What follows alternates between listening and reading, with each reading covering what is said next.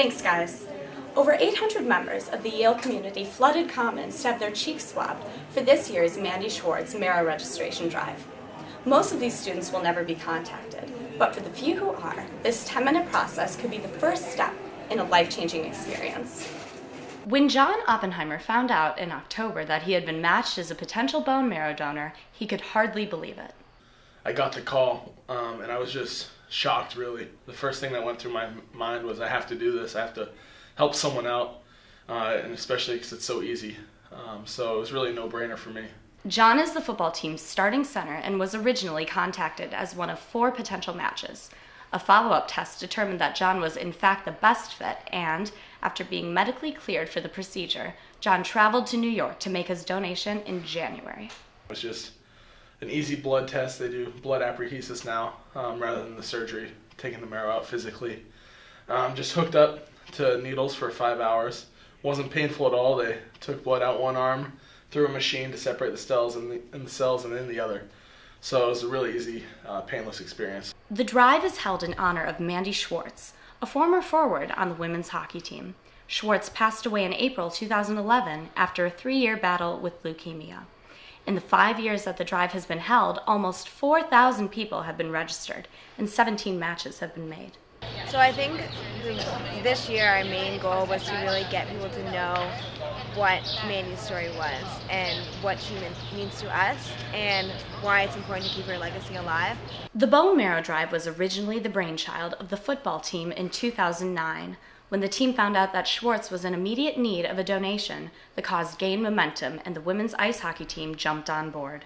The field hockey team joined in 2011 to strengthen the drive even further. A lot of players, whether it's football players, feel like the players and ice hockey players are doing a fantastic job organizing and really getting behind this. And I know for my own kids, the time and effort they put into this means a lot to them, and they do a fantastic job with making sure that word gets spread. As a member of the football team himself, John volunteered at the event his freshman year and was obligated to register. Freshman year, every one of those players takes at least a 90-minute shift.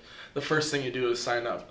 I really didn't think much of it because the odds are so slim, so I didn't think it would really amount to anything. Little did John realize that in 2 years, his registration would put him in position to potentially save a life. What I know about him is he's 41 years old, lives in Europe, he has acute leukemia. Those are really the 3 things I know. But I can get updates on him, how he's doing, how the process is going, and if he possibly would need another transplant.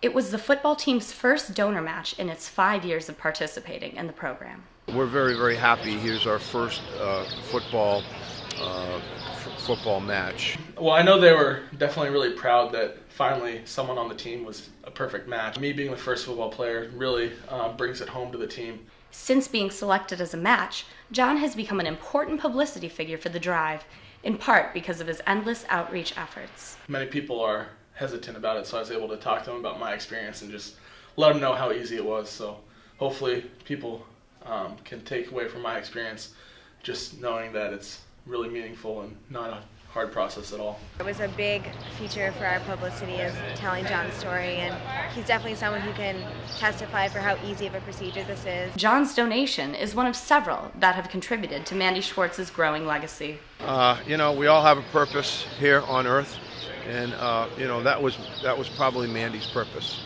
And she has established a great legacy, and everybody loved her. Her name is going to be kept in the forefront, probably forever, I hope. Despite the impact of his gift, John Oppenheimer insists that he is no hero. I'm just as much of a hero as everyone who is participating in the drive, because without the drive, without them, I wouldn't have had the opportunity. 3 of the past 4 years, the Mandy Schwartz Drive has helped Yale register more donors than any school in the country. If the drive continues to produce students as enthusiastic as John, it is sure to keep creating life-changing opportunities. For YTV, this has been Georgiana Wagman and Kevin Kucharski.